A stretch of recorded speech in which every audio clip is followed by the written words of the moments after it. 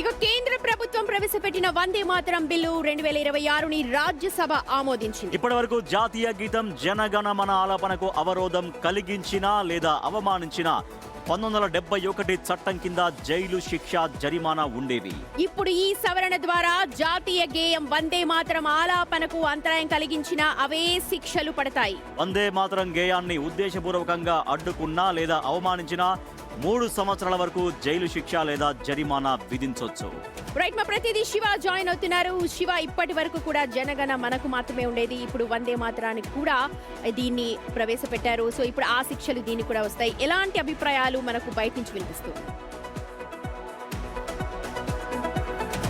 Right, ఈరోజు రాజేష్ సుమతి, రాజ్యసభలో మరో కీలక బిల్లుకు రాజ్యసభ ఆమోదం తెలిపింది. జాతీయ గేయం వందే మాతర గీతానికి ఆమోదం తెలుపుతూ రాజ్యసభ కొద్దిసేపటి క్రితమే సభను కూడా వాయిదా వేశారు. అయితే గతంలో మీరు చెప్పినట్టు జనగణ మనకు ఉండేది 1971 జాతీయ గౌరవానికి భంగం కలిగించే విధంగా ఎవరైనా వ్యవహరిస్తే ఆ చట్టం ప్రకారం కఠిన చర్యలు ఉండేవి. దాన్ని ఇటు వందే మాతరాన్ని కూడా ఇంప్లిమెంట్ చేస్తూ కేంద్ర ప్రభుత్వం నిర్ణయం తీసుకుంది. ఒకవేళ జాతీయ గేయం వందే మాతరం పాడేటప్పుడు కానీ మరోవైపు దానికి సంబంధించి ఎవరైనా అవమానపరిచినా, అడ్డు తగిలినా, అంటే అవమానపరిచే విధంగా వ్యాఖ్యలు చేసిన అటువంటి వారిపై కఠిన చర్యలు తీసుకుంటామంటూ కూడా 3 సంవత్సరాల జైలు శిక్ష, జరిమానా లేదా 2 కూడా ఇంప్లిమెంట్ చేసే విధంగా కూడా ఇప్పుడు చట్టం చేశారు. ఇక మీదటి నుంచి మొత్తం 3 నిమిషాల 10 సెకండ్ల 6 చరణాలు ఉన్న వందే మాతర గీతాన్ని ప్రతి ప్రభుత్వ కార్యాలయంలో, పాఠశాలల్లో ప్రతి దగ్గర కూడా దీన్ని ఇంప్లిమెంట్ చేయాలనేది కూడా కేంద్ర ప్రభుత్వం ఆదేశాలు జారీ చేసింది. దానికి సంబంధించి చట్టసభల్లో దీని బిల్లు ఆమోదం పొందాలి కాబట్టి రాజ్యసభలో బిల్లును పెట్టారు. 24వ తేదీన కేంద్ర సహాయ మంత్రి నిత్యానంద రాయ్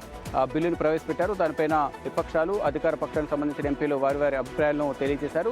మూజువాని ఓటుతో రాజ్యసభలో బిల్లు ఆమోదం పొందింది. ఈ రోజు నుంచి కూడా బిల్లు ఆమోదం పొందింది కాబట్టి వందే మాత్రం గేయం పట్ల ఆ పాట పాడేటప్పుడు ఎవరైనా అవమానపరిచే విధంగా కానీ లేదా ఆలస్యం జరిగినా కూడా అడ్డంకులు సృష్టించిన వారిపై మాత్రం కఠిన చర్యలు తీసుకుంటామంటూ ఈ బిల్లు చెబుతోంది.